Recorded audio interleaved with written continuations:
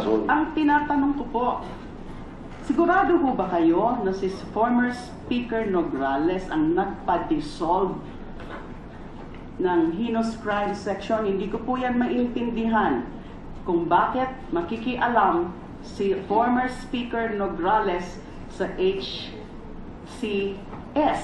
or heinous crime section na hindi naman ho mayor o naging mayor si Speaker Nograles. Hindi ko po sigurado yun, ano. Bakit nyo na biglang naisip si former Speaker Nograles? Yun lang ang pagkalam ko yun, ano. Excuse me, Senator Delima, your time has been up for the last 2 minutes, but if you like, Senator Lawson is willing to give you more time. Salamat po. I need more time. Yes, of course. That's why Just 2 minutes of my 10 minutes. Okay, so I try. Correct? I'll Okay. how many? Half. 5 minutes. 5 minutes. So you have 7 minutes. Can you 7 just minutes. remind me, please, if my time would be up Another 7 minutes. based on the donated or inclusive of the What about donated Senator time Trillanes? from the Are you gentleman? selfish? You don't want to give time?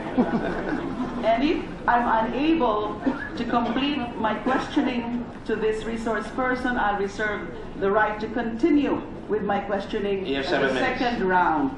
Thank you. No, we have 7 minutes. Go ahead. Now I have 7 minutes.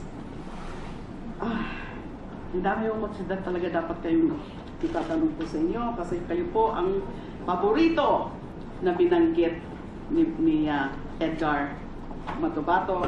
Kaya salamat at inadmit nyo, kilala nyo at medyo close kayo sa kanya. Sinasabi din po ni Edgar Matobato, kagaya ng sinabi ko, Lambada Boys, DDS, at yung DDS, mga pulis, karamihan, later joined by the rebel returnees. At inadmit nyo nga kanina na si Pagidupon ay isa pa lang, former rebel returnees. Yung mga iba daw na kasama ng mga rebel returnees ay itong mga ito. Si Billy alias Tigolang. Kilala o hindi? Ferdy Pantinuble. Chief na ko ngayon o naging chief ng CSU, Civil Security Unit. Kilala po.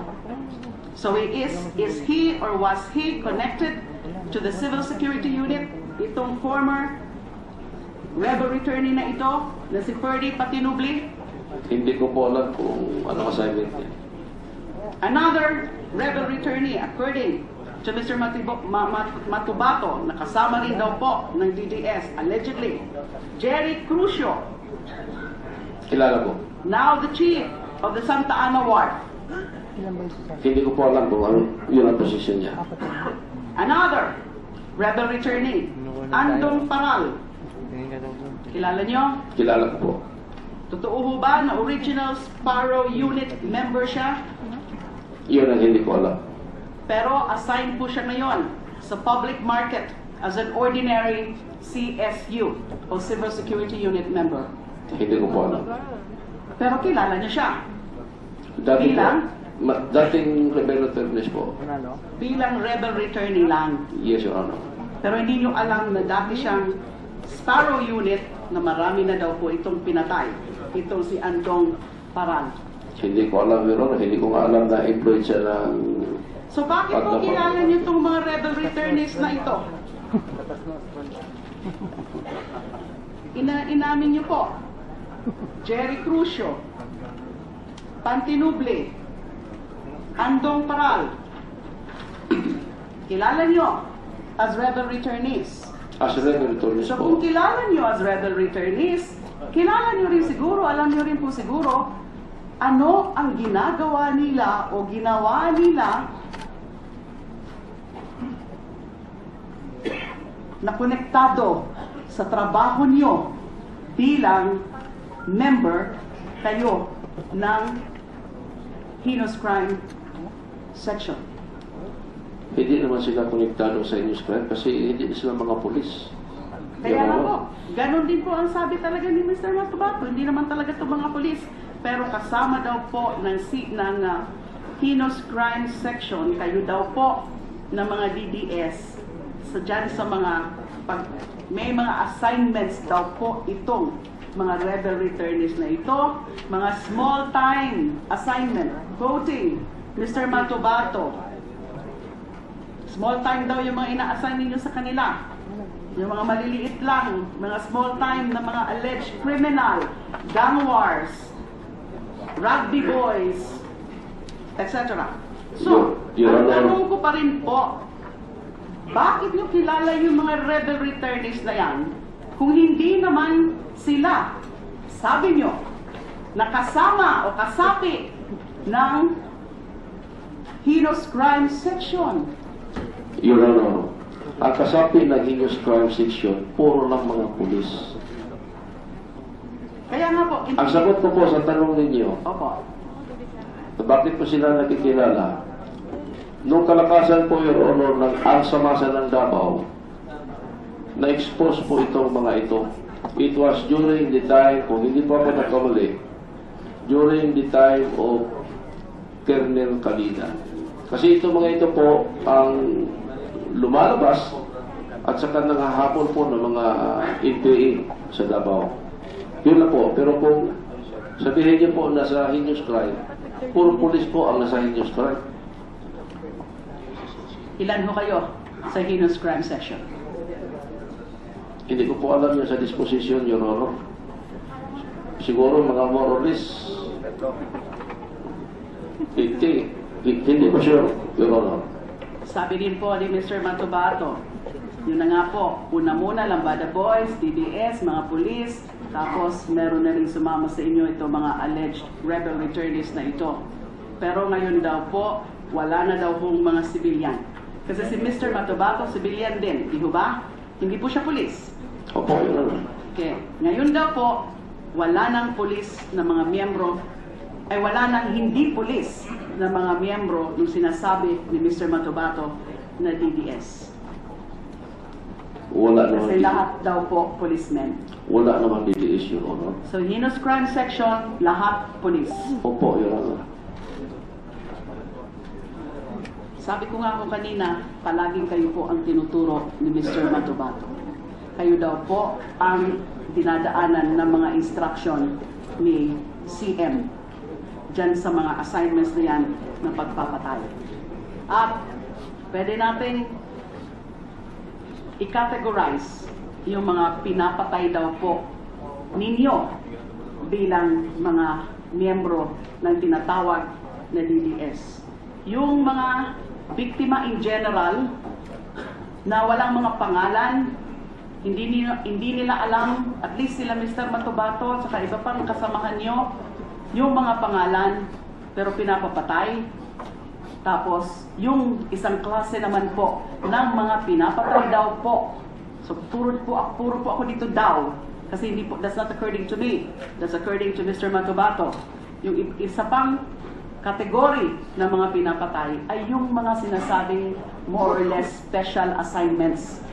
Kung nakinig po kayo doon sa kanyang naging testimonya nung 15 tsaka nung 22, may ilan-ilan hong mga kaso ng mga killings na mga pwede nating sabihin na mga special assignments. So syempre, wala kayong aaminin dyan. Whether doon sa general killings ng mga nameless, faceless victims o yung mga merong mga pangalan o kaya at least kilala man lang kahit hindi pangalan kundi kilala lang, like for example an LTO fixer, a DI, etc. etc. Wala po kayong aaminin doon. Hindi naman po totoo yan, Your Honor. Hindi totoo na meron mga patayan sa Davao City. Merong patayan po, pero yung mga pinagsasabi po ni Mr. Edgar Matobato, especially linking my person, wala pong katotohanan yan, Your Honor. Ano sa tingin mo dahilan? Bakit kayo ang palaging tinuturo ni Mr. Matobato? Nakilala pa niya, may mga pinangalanan po siya. Kalamig. At sa tingin ko po, lahat ng mga pinangalanan na yon, kung hindi po ako nagkakamali, ay aaminin na kilala nila si Mr. Matobato. So bakit po? Invento mo ito lahat? Yes, Your Honor. Bakit po? Meron na pong i-narrate, Your Honor, will you allow me? Yes po. Thank you, Your Honor. Although mahaba ho ba yan? Hindi naman, Your Honor. Hindi naman, Your Honor. It's based on documents.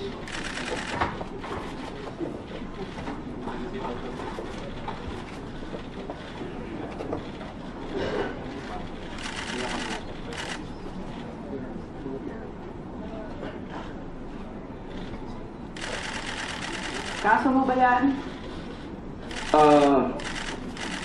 This is the statement, Your Honor, of Edgar Matobato, dated September 4, 2014. Basahin ko, Your Honor. Sworn statement of Edgar Bernal.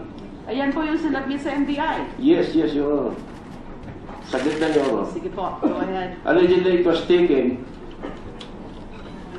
at the Anti-Organized and Transnational Crime Division, Death Investigation Unit, National Bureau of Investigation, TAP Manila. Dito, Your Honor, nakangarit lahat ang paninira sa akin ni Mr. Edgar Matobato. Dito rin nanarit din, pinubugbog siya dito for 1 week. Pero as you observe, Your Honor, this statement of Mr. Edgar Matobato, September 4, 2014, barely almost 3 months of the alleged torture of Mr. Edgar Matobato by the members of the Davao City Police Office and known as that, the Chief of Police, Colonel Vicente Dalao. Wala po itong medical certificate. And dito naman po, sa kanyang sworn statement dated June 4, 2015,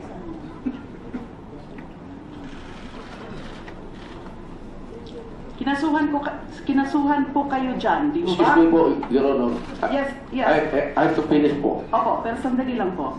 Ako po nagtatanong. So it's upon my liberty Sorry po. and it's upon my sense of liberality that I'm allowed Sorry po. to make a narration.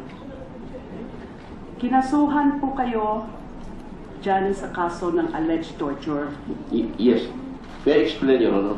Sige po, go ahead.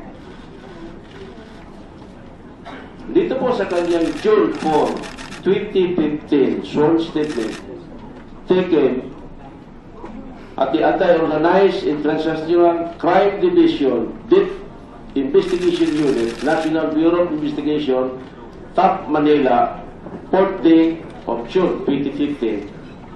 This sworn statement of alleged torture, it was coupled with medical certificate. Mr. Chair, Your Honor, based on my experience as an investigator, in cases of physical injuries or torture,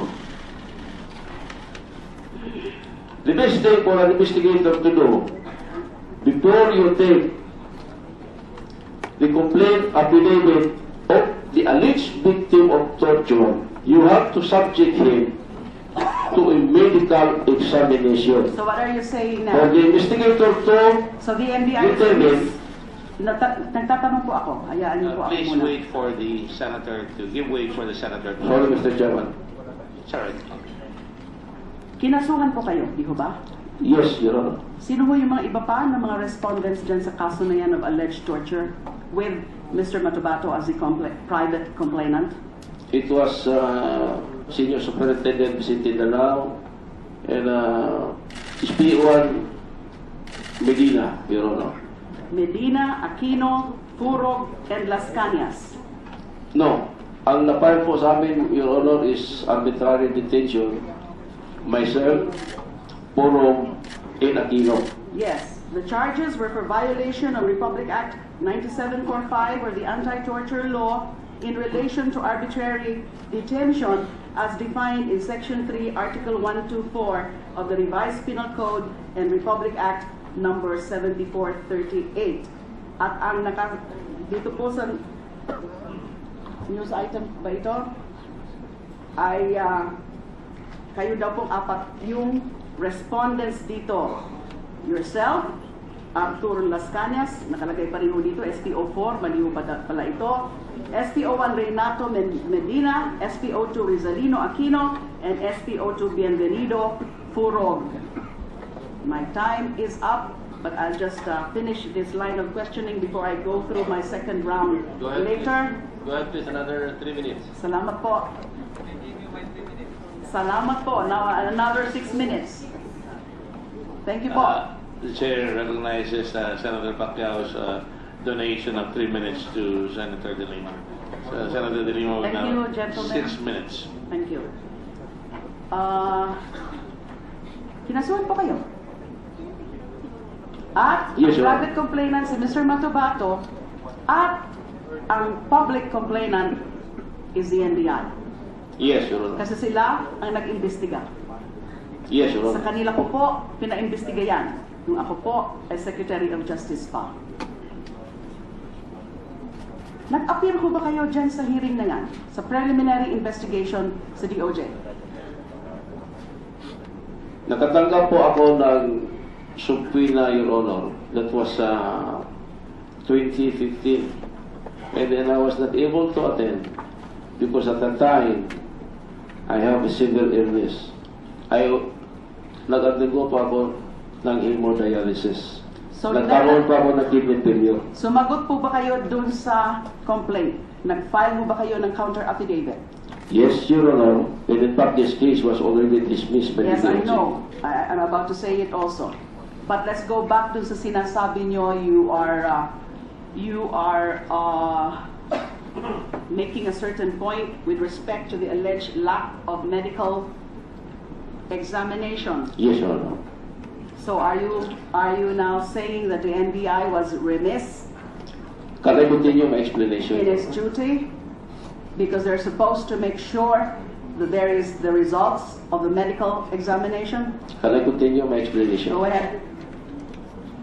Your Honor, based on my experience as an investigator, before you take the affidavit complaint of the alleged victim of torture, you have to subject him to a medical examination for you to determine that the injury sustained. We know that. And that is not based only on anyone's experience because that is based on law. Correct? So ang sinasabi niyo po sa amin ngayon, hindi po yan sinunod ng NBI? May I continue my explanation, Your Honor? Go ahead. Because of these documents, the September 4, it was barely almost 3 months from the alleged torture. There was no medical certificate. But the other sworn statement, almost a year of the alleged torture, there was a medical certificate. So, Your Honor, in my humble observation, the probability of this, that this September statement, sworn statement of Mr. Edgar Matobato was taken not in Metro Manila. And therefore, there could be a possibility that there was no torture at all. That is your claim because you are That being is my accused. humble observation, Your Honor. You are being accused by Mr. Matobato na nanguna doon sa pagpatorture sa kanya, kaya nga po kayo pinakasuhan. Pinaimbestigahan ko sa NBI. Yes, Let me Your Honor. ask at this point, Mr. Chair, any comment from the NBI? Kung ano po ang ibig sabihin ni SP03 Lascanas dyan sa requirement about medical examination, was it followed or was it not?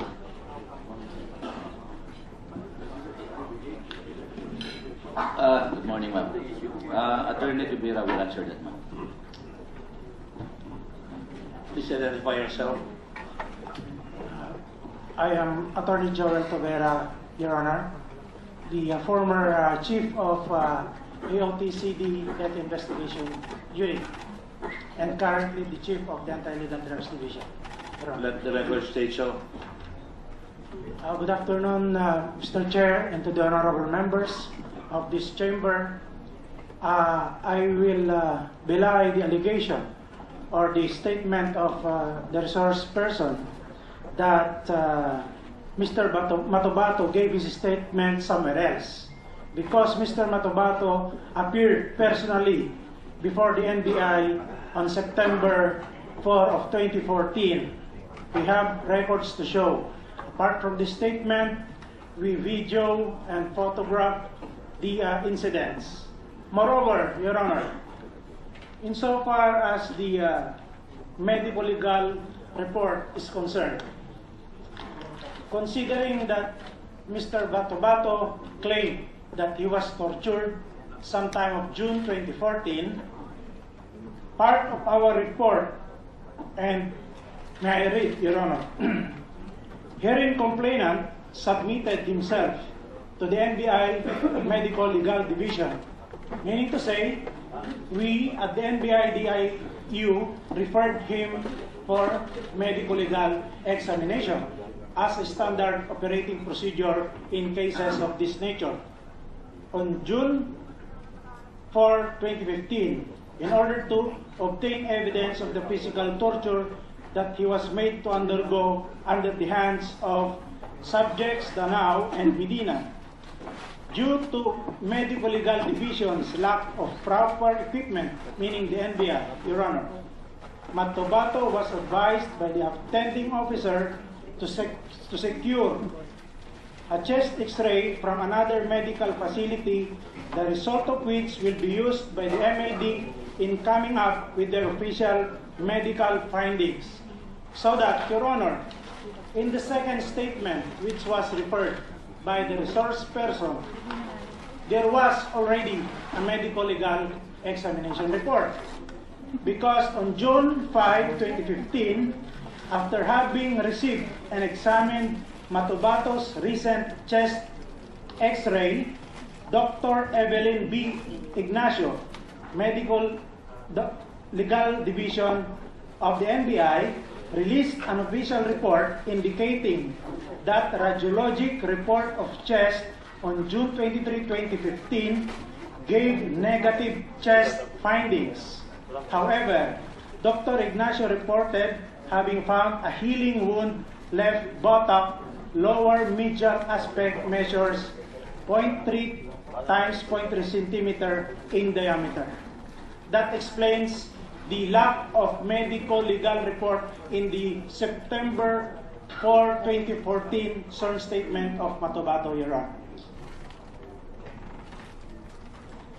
But you were able to secure one subsequently. Yes, Your Honor. Was there any doubt in your mind as an investigator whether that particular medical certificate obtained later than September 4 was not representative of the alleged acts of torture that Mr. Matobato has complained about? You accepted the medical certificate, correct? Because it formed part, I think, correct me if I'm wrong, that it formed part of your so-called evidence in filing torture case. You accepted it. Do you understand my question? Since kayo po ang nag-file ng kaso, kasama si Mr. Matobato as a private complainant, ganun naman ho talaga mga kaso sa NBI, di ho ba? Pag iniimbestigahan nyo na muna whether merong private complainant o wala. Kasi meron din po mga kaso na nagmomoto proprio investigation din po ang NBI, right? Yes, sa kasong ito, meron private complainant. Si Mr. Matobato mismo, an alleged victim of torture. Pero, pinailan nyo nag-file kayo ng kaso sa DOJ, specifically the National Prosecution Service. Ibig pong sabihin, ng pag-file nyo ng kaso, ay meron kayong what? Prima facie case. Yes, Your Honor. Naniniwala kayo, at least at your level, as investigators, na posible nagkaroon nga ng alleged torture as claimed by your private complainant. Correct? That's right, Your Honor, because apart from our findings, it passed through our legal division and the Na nag-i-evaluate. findings of our legal That is division. also your SOP. Bago Yes, niyo Your po Honor. pinafile ang isang kaso, let's say sa National Prosecution Service of the DOJ or the Office of the Ombudsman or any other forum or venue, pinapa-evaluate niyo muna yan sa legal. And the legal division agreed that there is probable cause for the filing of charges at the investigator's level, not necessarily the prosecutor's level. That's Tama correct, po? Your Honor. Okay. So narinig niyo na po? SP03 Lascanas, o opinion nyo na naman po yung sinasabi nyo kanina about the medical certificate? Your Honor. Opinion o speculation? Your Honor, as an investigator, Your Honor, it is a basic to submit the alleged victim of physical injury or torture for the medical legal officer to determine if there was really a torture or it might be a self-inflicted injury. Tama po yan. That's the whole purpose of that requirement. It's a legal requirement for medical, na magkaroon ng medical examination. Now, ito pong tanong ko po sa inyo. Kaya po kayo ganyan, ini-insist nyo yung tungkol sa medical certificate is dahil dinideny nyo nga, tinatanggi nyo na tinorture nyo si Mr. Matobato. Totoo? Personally, Your Honor, hindi niya ako na-charge Dinideny dito. nyo o hindi? Wala pong torture, Your Honor. At ano po yung sabi nyo? Hindi kayo chinarge? Ang charge po niya sa akin, Your Honor, arbitrary detention. But when he appeared dito, Your Honor, sa Senate, sinabi niya na I was part of the torture. Hindi po totoo yun. Kasama po yan sa charges na final ni Mr. Matobato at ng NBI. I don't think itatanggi yan ng NBI. Pakitanggi na lang please kung hindi totoo na yung charges na final nyo against SP03 Arthur Lascanas, as well as, can you again correct me if I'm wrong, Ronald Lau, kasama po, kinasuhan, Attorney Tuvera? Your Honor, I will check the records of this case because there were policemen who were not part of the charges. For example, he is claiming that the resource person is claiming that only arbitrary detention was filed against him. I will check on the records, Your Honor, and I will inform the Honorable Committee later on, because I brought with me the whole record of this case. Because my notes say na hindi lang arbitrary detention as defined in Section 3, Article 124 of the Revised Penal Code, but also Anti-Torture Law, Republic Act number 9745. Tapos kung babasehan po natin sa sinasabi ni Mr. Matobato, yung mga di umano na nag-participate sa kanyang pag-torture, aside from this resource person, is it Ronald Lau, J. Francia, Donito Ubales, Rizalino Aquino, and Jim Tan. So my next question, also to the NBI, it's okay if you can answer it now. Sino-sino dito sa mga inakusahan ni Mr. Matobato na nag-torture sa kanya ang eventually kinasuhan niyo sa National Prosecution Service of the DOJ? Our report states, Your Honor, that the following police officers were charged by our death investigation unit. Police Senior Superintendent Vicente Danao, SPO1 Renante B. Medina, SPO2 Rizalino G. Aquino, SPO2 Bienvenido C. Furo, and SPO4 Arthur B. Lascanas. Nature of cases, Your Honor. For subjects Danao and Medina, violation of RA 9745 or the Anti-Torture Act of 2009. Second case, violation of Section 2 of RA 7438, an act defining certain rights of persons arrested, detained, or under custodial investigation. And C, violation of Article 124 of the Revised Penal Code, meaning arbitrary detention. And for subjects Aquino, Furug, and Lascanas, violation of Article 124 of the Revised Penal Code as amended, or arbitrary detention, Your Honor. So insofar as you are concerned, arbitrary detention po, insofar as SP03 Lascanas ang pagkaso sa kanya. Yes, Your Honor. Even if the claim of Mr. Matobato was that it was Lascanas who took charge of his torture, at yung torture po ay naganap doon sa IDMB DCPO office. Yes, Your Honor, that was the claim, but after our investigation, we came up with this conclusion upon evaluation also by our legal division, that only Danao and Medina were charged of... Because they're the ones who directly and personally participated in the alleged acts of torture. I guess. Yun po ang dahilan kung bakit sila ang kinasuhan nyo, yung dalawa lang. Dalawa lang po ba yun? Dalawa po yung... Because they are the ones who directly participated Yes, in the Your Honor. alleged acts of torture, Yes, Your Honor. based on your own findings as an investigative body. Yes, Your Honor. Kasi yung iba, hindi diretso, hindi personal or direct participation in the acts of torture. Yes, Your Honor. So that is the explanation. Secretary Delima, your time is up. Well, as I said, Mr. Chair, You can appeal to the other Still- members here still- if you like.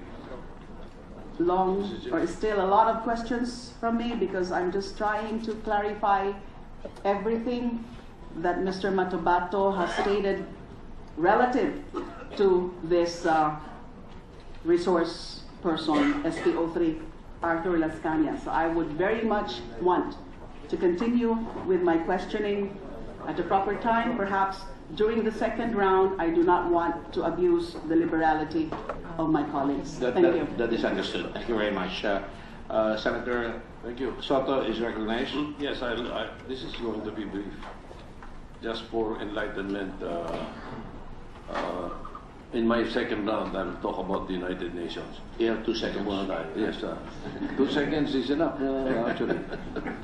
I just want to clarify from SP03 Lascanas. Sabi niya kanina, dahil hindi siya nakapagsalita eh. Sabi mo, sinungaling si Matobato. Bakit mo nasabi yun?